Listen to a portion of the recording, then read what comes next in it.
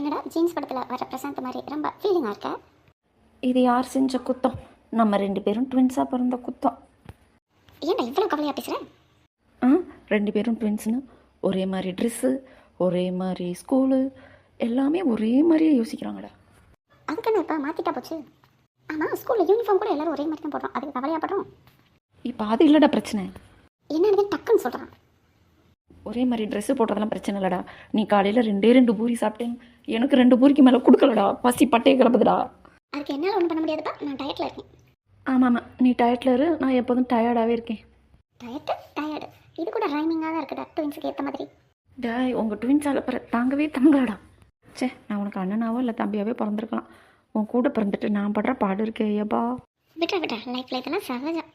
சரிடா, நாளைக்கு நான் விரதம் இருக்கிறேன், உன்னையும் விரதம் இருக்க சொல்லுவாங்க. அப்போ தெரியும் சகஜமாக எப்படின்னு.